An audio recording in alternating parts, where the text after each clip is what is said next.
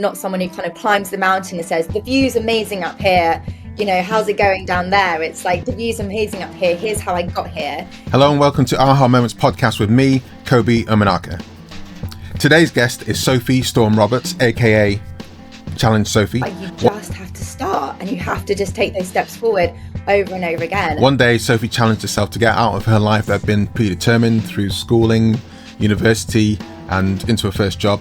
And she decided to do a challenge in Borneo. This is how I'm going to expand myself, my life, my vision, you know, how I feel about like confidence, courage, resilience, like all of those things that are this toolbox that we all need in life. Now, this conversation talks about how she took those first steps and how that then has inspired other people to take on their own challenges. Maybe not as big as going to Borneo and doing a race there, but certainly taking the first steps along the way. If you have a strong enough why, you'll find the how. And this is a great conversation with Sophie.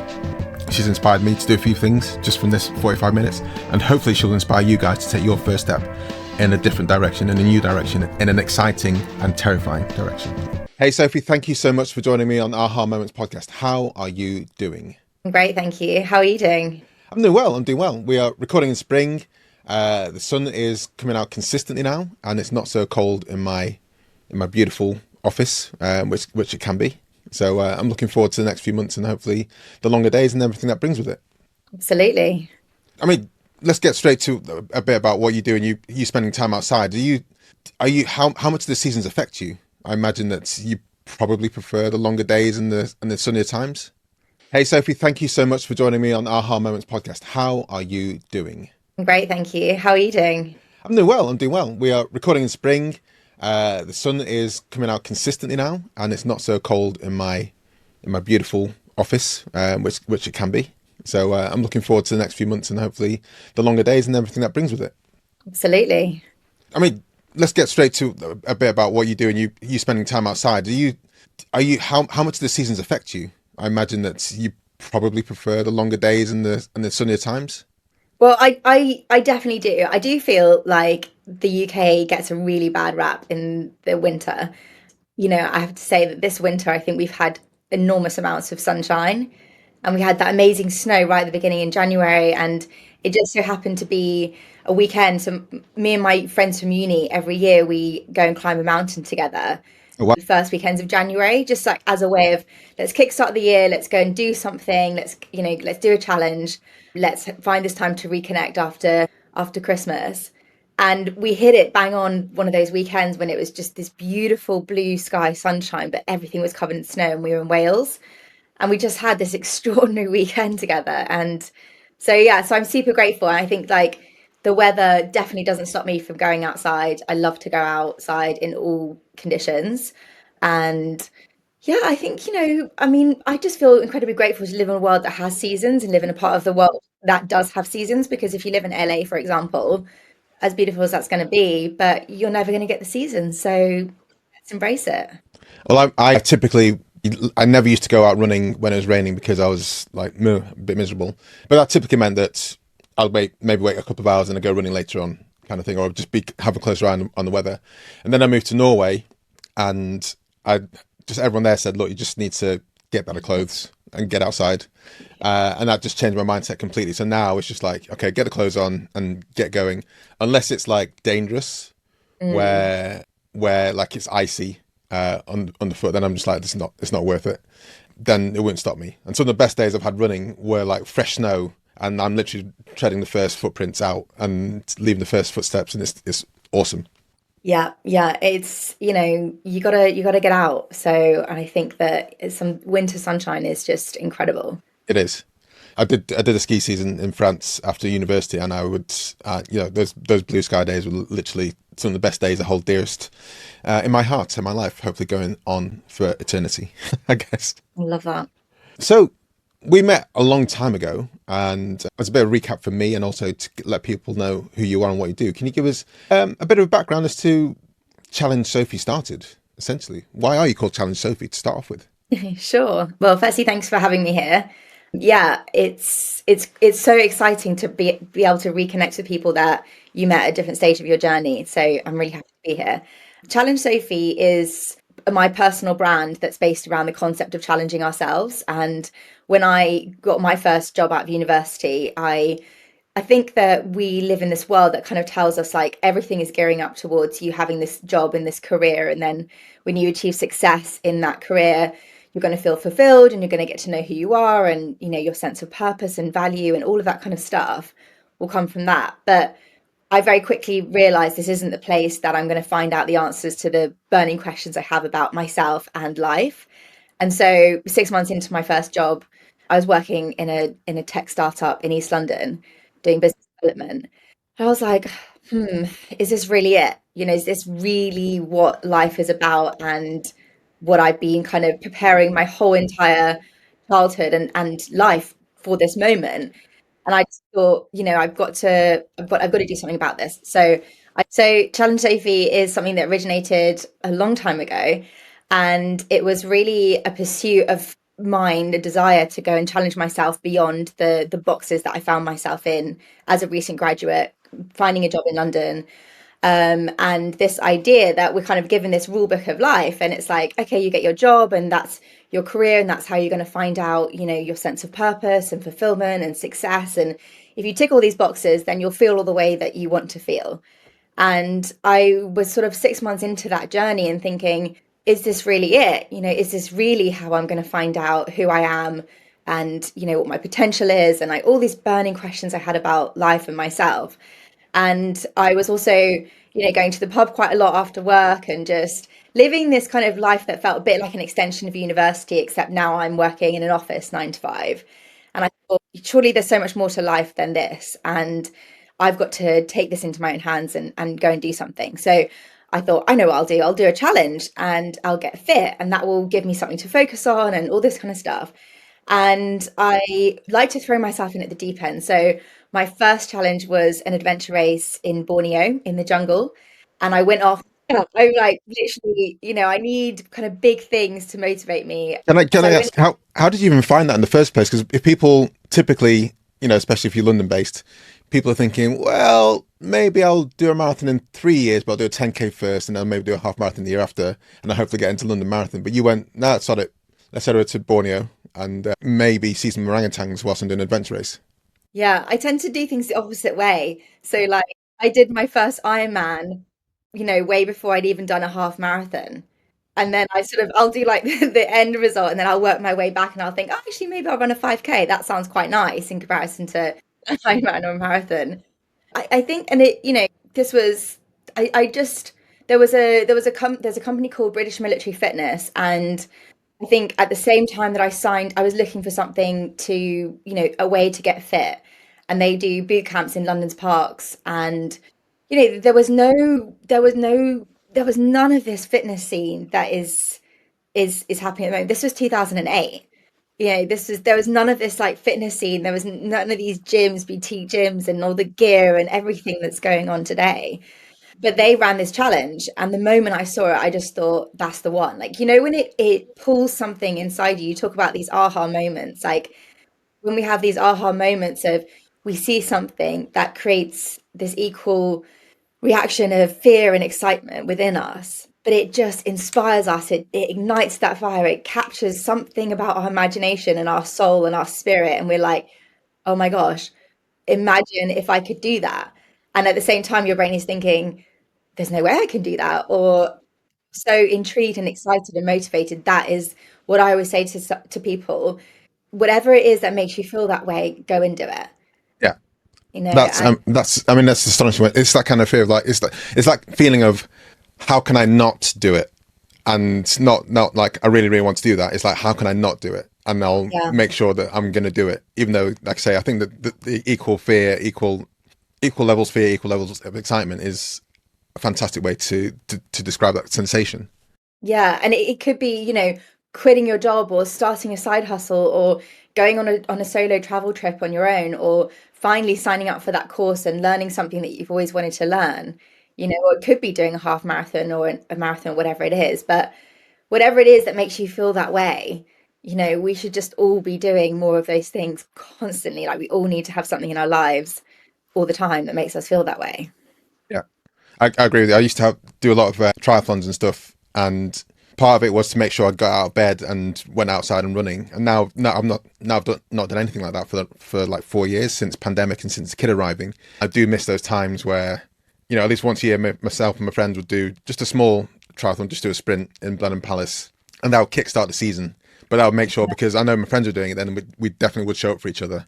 One of the reasons I wanted to speak to you is because I'm like, I need to get that kick in my life again. So this is super motivating. So please carry on. I love that. And it started this really positive domino effect in my life. I came back from the Borneo challenge and I was like, oh, this is how I'm going to become the person I want to become. It's not through my career, it's not through going to the pub, it's not through all of these other aspects of life. This is how I'm going to expand myself, my life, my vision, how I feel about like confidence, courage, resilience, like all of those things that are this toolbox that we all need in life. This is how I'm going to do it. So I just pursued it and I was like, oh, what's next? Adventure racing in Borneo, done. Now I'm going to look into adventure racing. And then I signed up for my first triathlon. I loved the cycling element of that. And I then thought, oh, I know what I'll do. My grandmother lived in Paris. So I decided I wanted to cycle from London to Paris in 24 hours. Literally no experience again. Like I'd cycled 40 miles once. I had a bunch of people who were like three or four guys from a bike forum who were talking about it online, and I just contacted them. I was like, "Oh, there was a forum I found from a couple of years ago when you were saying you wanted to cycle to Paris. Do you still want to do that?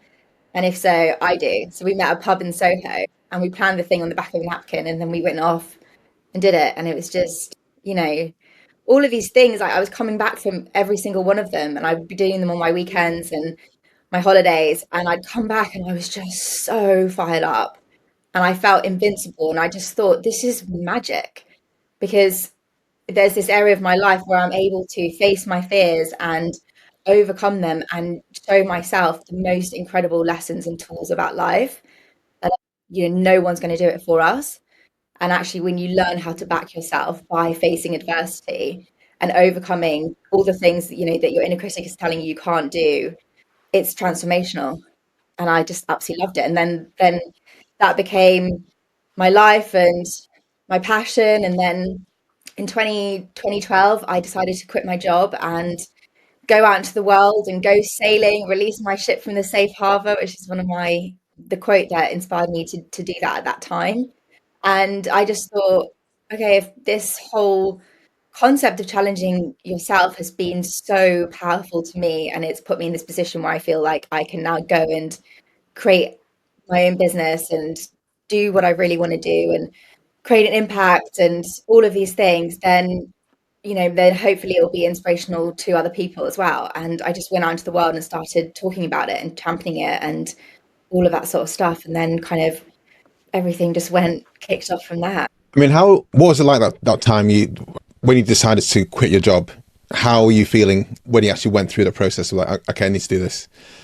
Yeah, Was that it that was, same? Go on.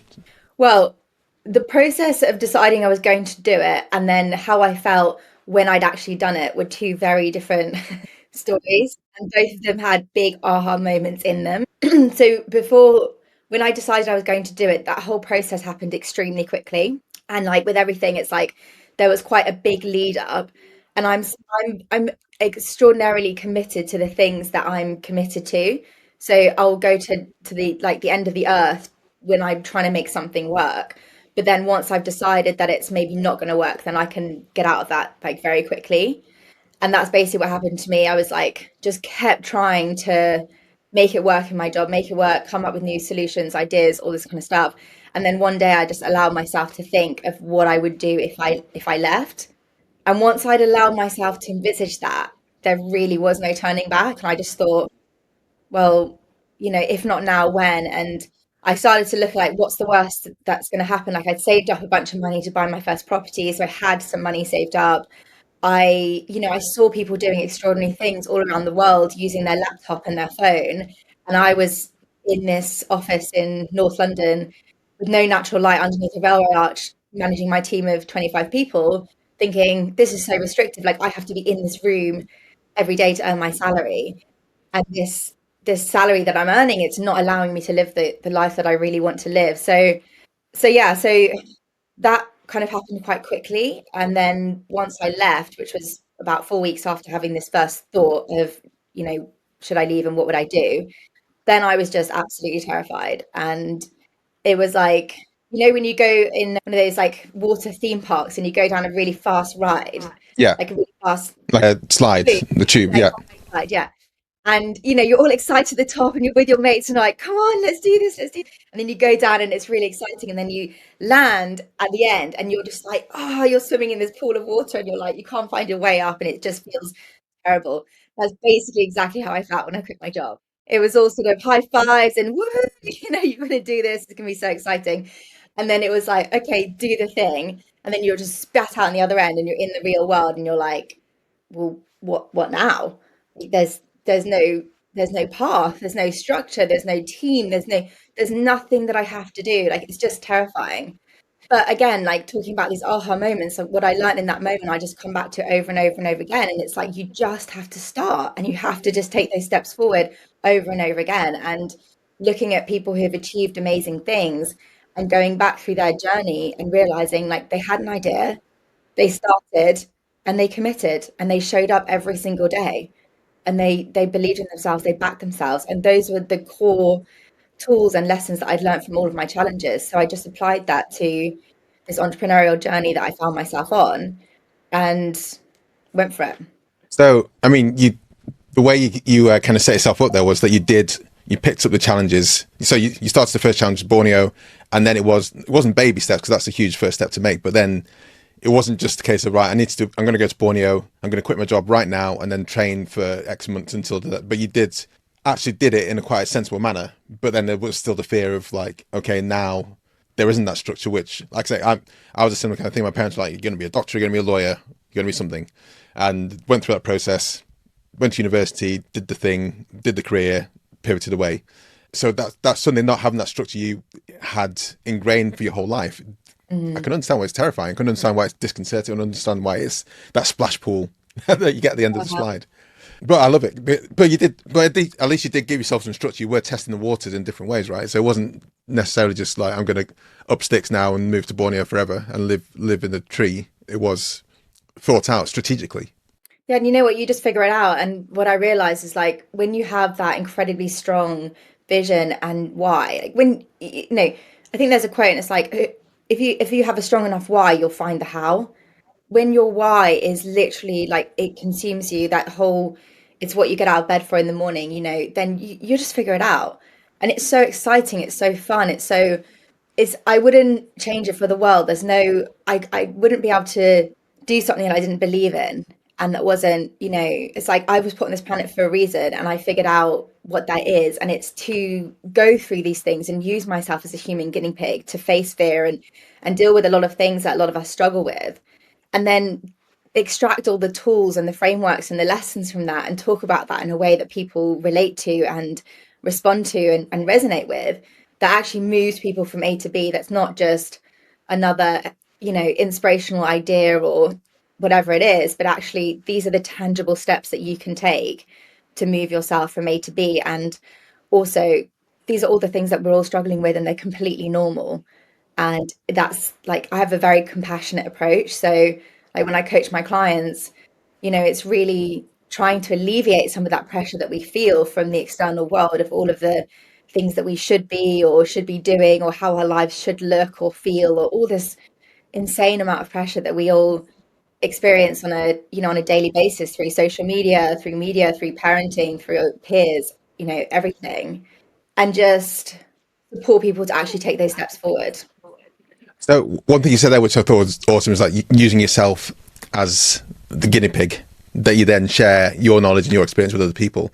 I imagine you connect and touch and inspire a whole wave of a bunch of people. What's it like when you meet those people, and what kind of feedback do you get, and what does it keep on inspiring you to keep on doing what you're doing? Yeah, it really does. It's really, it can be really touching and it's really, yeah, my brain has just gone to like all of the different sort of interactions that I've had with people over the years. I mean, when I went and did my second Ironman, which was Ironman Wales, I'd done it a year before, I think a year or 2 years before, and I'd written about it and written this blog and done a video and stuff like that. And I had so many people come up to me during the race the second time from from people at registration or during the race and just be like, I read your blog and that's why I'm here. And I think that that's exactly what I want this to be about, is this movement that is empowering and inspiring, and people taking action over our lives and realizing how incredibly amazing and powerful and unstoppable we all are, and we all can all feel. It's just that we are incredibly good at getting in our own way as human beings. We're literally the best at it. We come up with all these self-doubt and the reasons and the self-sabotage and imposter syndrome. Yeah. Oh God. Again, it's all this external stuff, and then we build it all up and then we don't take action. It paralyzes us. And I'm like, but we're missing out on so much. And I get to see people who've broken through that, and that I've been a catalyst in that, then like I'm so happy. And one of my favorite things is, so I told you one of my challenges that I did was cycling London to Paris in 24 hours. And then over the last 10 years, I've created an event and I've run that every year, and people come from all over the world to do that. And like last year, we had someone who met someone on a beach in Guatemala, and he told him about it, and then they came. It's so interesting hearing the stories. Like, how did you find out about this? But that really, really is incredibly special. And some people have come back and done that like 5, 6, 7 times, Oh, wow. and they come back for the community and for the people that they've met on it in previous years. And when we've still got a group chat that was from a ride 2 years ago, and people are messaging in it like every single week. And when I look at it, and some of the people have their photo of them at the Eiffel Tower as their WhatsApp photo, just you just know how much it means to them to be able to have achieved this. Like, some people will write and they'll be like, "This is the best thing I've ever done in my life." And I think that's it. It's like everything that I do, like I will never promote something or create something that I haven't done myself. It's like, this experience changed my life. I want to create this for you to experience the same as well. So yeah, I feel very lucky to be able to do what I do. I do. It is one of my challenges. One of the things I love to do is London to Paris, and we were supposed to do it for a friend's stag do, and end up at Moulin Rouge at the end. It never did transpire. So I might have to join you on one of these annual trips. Please do, please do. It sounds great. So who? Definitely have some aha moments on that for sure. You'll definitely have some aha moments on that for sure. Yeah, honestly, when I started cycling a lot, it's just immense. It's just really great Yeah. fun.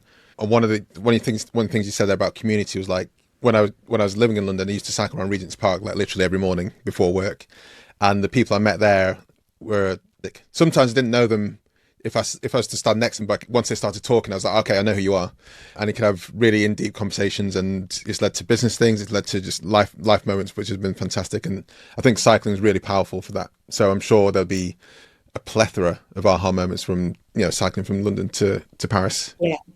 Well, you just inspired me because I've just moved back to London, and you've now inspired me to think that's exactly what I should do. I should go and join a cycling club and go and cycle Yeah. around Regent's Park, because I used to love that. Well, you're Uh, you're South London now, aren't you? So yeah, Richmond Park is probably an easier grab for you.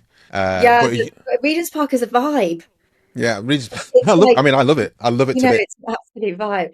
But this is how this works, and this is the world that I want to live in, where we're all just inspiring each other to go and take action and do epic stuff, and then realize, hold on a sec, I don't need to let all this fear and imposter syndrome hold me back. I can go and do these amazing things. I've learned how to back myself and keep going. This is what fires me up. This is the world that I want to live in. Not where we're like, oh, it's so difficult to do anything, or there's just so much fear in the world. The reason I started cycling, well, so I came to London doing triathlon, and I was just cycling around and joining a tri club. By the way, where you are, there's a triathlon club called Full On Tri. Yes, If there you is. and they were quite good when I lived near there temporarily before moving to North London. This is like 15 years ago, but they're a really good bunch of people. So maybe connect with them if you're looking for a bunch of people to do tries with. But so moved to North London. And one day I just woke up, and there's this hill called Swains Lane in North London, Yeah. which is the cyclist mecca. Yeah, we used to And do that at lunchtime. at lunchtime, oh wow! And we Yeah, need to. my office was in Kentish Town, so we used to go and do Ah, Swains Lane. so that's why I moved. First place I moved to was Kentish Town when I moved to London, and Nice. someone said you should go up Swains Lane on your bike, and I was like, okay. And one of the first times I did it, there's a guy there, and it was Everesting, which for those who don't know means that run, climb, or cycle the same height of Everest, obviously in reps. So I think Swains Lane's like an elevation of like, say, 100 meters. So he'd have to do like 800 laps. I can't remember what it was, but he'd have to do so many laps to the equivalent of to climb Everest. And I joined him for like 10 laps of this, and then we kept in touch. He was doing it for charity, and then I joined the cycling club afterwards, and we woke up, got to Regent's Park 5:45 every morning. Sometimes it's a hard session, sometimes it's just a laugh, and sometimes I think about what I would have done if I hadn't got up that morning to go up Swains Lane like 10 times if I hadn't met this person. So you're that person. So you're that person for a lot of people. You're the person at Everesting. You're the person that wrote the blog about Wales Ironman and inspired people to come and join them and move things in directions which they wouldn't necessarily have done so had they not met you or had they not heard of you. So that's amazing. One of a better superlative at the end there. Who are your clients? Who helps you out? Who do you kind of connect with to help you do the things you do, and helps you essentially inspire other people? Well, my first brand partnership was Adidas. So when I after I quit my job, about a year and a half later, I decided again to throw myself into the deep end, and I did this challenge called the Alpine Coast to Coast, where I climbed the highest mountains in the 8 Alpine countries, but I went between by bike, so I cycled between them. And it took me 32 days. Talking about the Everest, it was 5 times the height of Mount Everest. And no one else in the world has done that. And that was extraordinary. And that really put me on the map, because before then I'd kind of been in my London job saying, oh, I want to quit my job. I want to live in the mountains. I want to do all these adventures and challenges. But actually, like, another thing for me is like, be a doer, not a talker. And so many of us like can get caught up in the talking of all the things we want to do. But we've just got to say, okay, I'm going to go do that. And that was another aha moment for me. It was like, you write something down on a piece of paper, you plan it, but then when you commit to it, and you just go and do it, and then you're living it. You bring this thing to life that you planned in a Google spreadsheet or on a piece of paper or a whiteboard, and you're cycling through these countries and up these mountains. Like, I'm actually doing this. It was so cool. And because I have a background in business development, so I kind of got to use that and to build relationships with a lot of really extraordinary brands. I was an ambassador for Kellogg's for a year or so, and got to help them with this whole Powering You message, which was a really extraordinary opportunity. And for me, when I do that, it's all about community activation. So I mentored a group of 5 people to do their first half marathon, and we had training sessions together and brunches and a WhatsApp group, and one of the guys on the program, he wrote me afterwards like a 4-page kind of testimonial about how it had changed his life. And I think so many of us don't have in our lives people who want to go after the same things and have that same energy and that same drive. So being able to create those communities is what I've realized like is so powerful for people, to be around somebody that believes in the same things and is willing to go after it as well.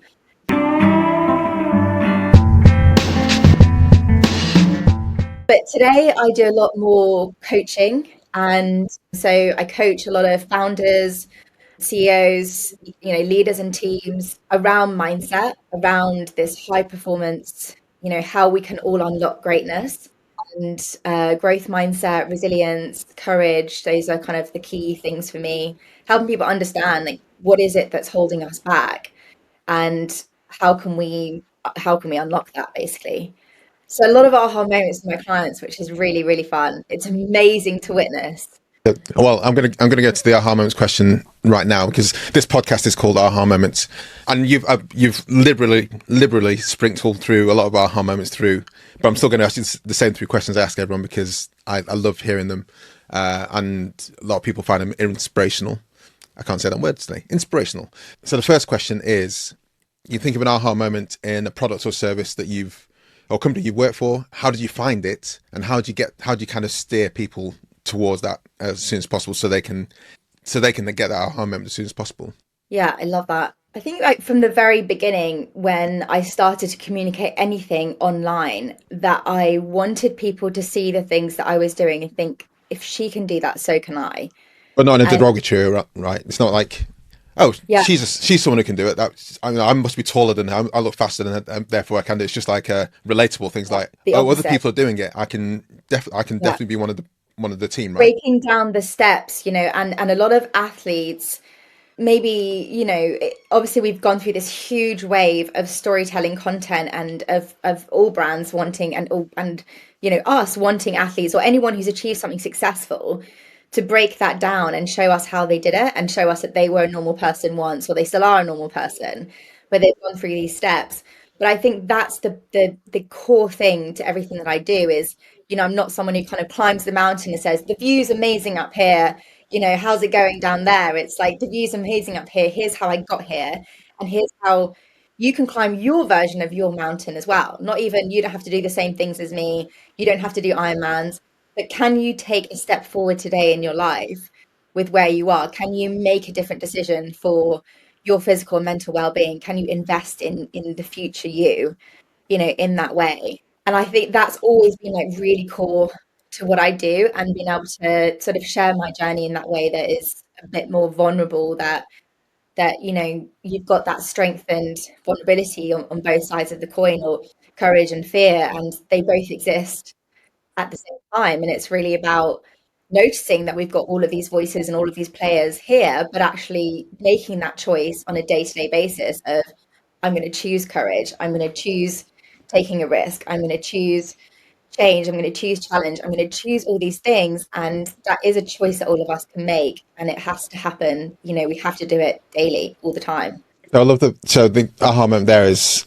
I'm trying to unpack that because there's a lot to take away from that. Do you want me to? Should we Sorry? go? Yeah, What did you give it a go. Yeah, I think the aha moment there is knowing that we can always make that courageous choice yeah. and actually doing it, and realizing that, it's never going to feel easy, it's never going to feel comfortable. It's but over time we are able to overcome the fear that's holding us back, and it does become easier. I think we all have things that are holding us back, and it's really uncovering that. But you've got to make sure that the client gets there themselves. Like, I might be able to spot that in somebody, but they're never going to change unless, if I'm like, oh, this is your this is what's holding you back.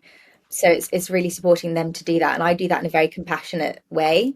As I said before, it's like taking into consideration, the entirety of everything that's going on, like all the pressures that we have, the way that we were raised, all the conditioning that we've had, but then looking at exactly where we are today, and thinking, well, is the way that I'm living or the way that I'm thinking or the beliefs that I have, are they actually still serving me today? And if not, then what actions can I take to rewire and rewrite that narrative and rewire the way that our brains are working? I love it. Second aha moment question is: can you think of an aha moment in a product or service that you buy or love? And what was it like the first time you realized it for yourself? What made you buy it? What made you buy into it? I think it's my bike. Love it. Go on. So when it's literally still blows my mind. This is what happened. But basically, I used to live in my first job. I lived in West London, and I was working in Brick Lane in East London.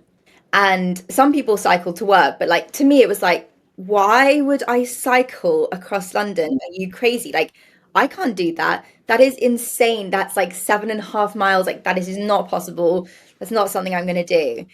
And I bought a bike because lots of people in my office cycled. And as I was kind of getting into this like fitness thing, I was like, I'll buy a bike. But I used to cycle it to the train station and leave it there. And then one day there was a tube strike, and I was like, well, what am I going to do? So I cycled across London.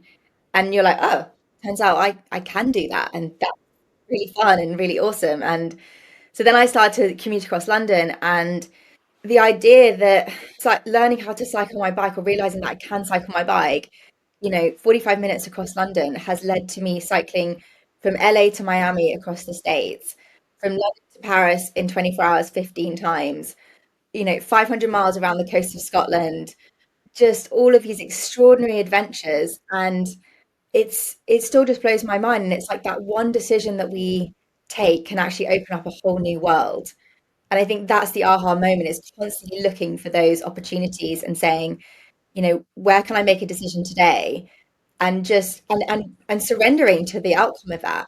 where can I make a decision today that will move my life forward, that will open a door, that will be a lever I can pull, that can, create a new opportunity for myself. And I when I am cycling, I just think it is, again, extraordinary, because you're just spinning the pedals one step at a time. And that's it. That's how you get there. That's how you cycle across the country. That's how you do anything. That's how you do an Ironman or a triathlon or whatever it is that you're doing. And that, as a metaphor for life, of breaking things down into one step at a time and just keep going, keep going, keep going, is so powerful. This idea of like big dreams, but then it's baby steps. It's Rome wasn't built in a day. It's just, you just got to keep showing up, showing up, showing up. Yeah, one revolution at a time with the pedals. Again, one of the reasons I haven't got on my bike is because I know I won't be as fast as I was like 5 years ago. But I know that when I do get on it for the first time, I'll just be like kind of wave of like, and this feels great. And that's you. You got to get out of your own way. You've just got to be like, who cares? It's not about the speed. It's about, the enjoyment and being outside, and just go for like a nice 20K ride and have a piece of cake, and just enjoy Celebrate that. with cake. Celebrate Yeah, with I mean, cake. there's such a huge link between cycling and cake. They go hand in hand. So for anyone One of, who's not a cyclist, you'll know, like, on most rides there is always cake. that's it, guys. Where's the cake stop here? Because it's been 5 minutes. I need to I need to get the cake. Exactly. You might have led into slightly with your last answer, but I'd like to finish on a personal aha moment or life hack. If there's anything you'd like to share, which is like, okay, this is made my life way better, and I need to keep on doing it, or any kind of recommendations for people for that. Absolutely. What I would say is take action, take action, take action. And, we all find ourselves in situations where we maybe wish things were different, or we just feel like I'm still dealing with the same things, feeling frustrated. All of these kind of things are so normal, but all we can ever do is take action. Mm. And it's like I just say that to myself every single day. Like, you just got to keep showing up. You just got to take action. You got to say yes to things. You got to be in it to win it. You never know, where the smallest, tiniest decision that you don't even think, you're not even doing it intentionally, but you just have no idea what's just around the corner. And what, you say hello to that person at the coffee shop, or you have a conversation with someone in the queue for, your beer at the pub, whatever it is, like, you just have no idea. I'll give you an example to close that out.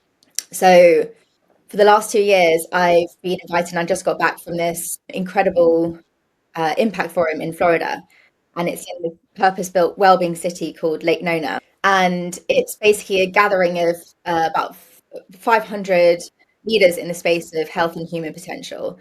And it's invite only. And the reason I'm there is because I had a conversation with somebody on the beach in the Bahamas in 2021. And it wasn't just, oh, hi, what are you doing here? Nice weather, gorgeous sunset. Are you on holiday? There was something in my mind, in my brain, that popped in and said, strike up an interesting conversation with this person. And so we had a very meta level conversation about mindset.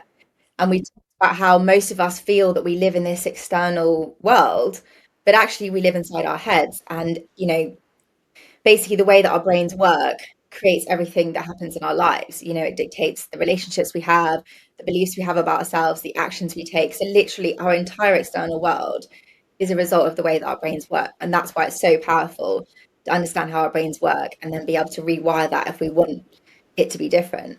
Anyway, so it's just wild to me. And the people that I've met at this conference the last 2 years, and the opportunities that have come from that, it's like exploded my world, like levels beyond levels.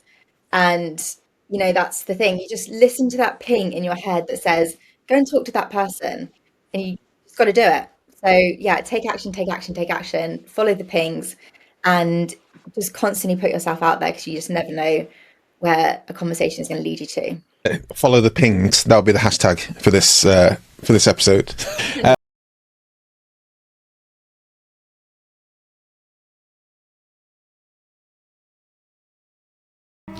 Sophie, thanks so much for joining me on this podcast. It's been an absolute pleasure to chat with you and reconnect with you after all these years.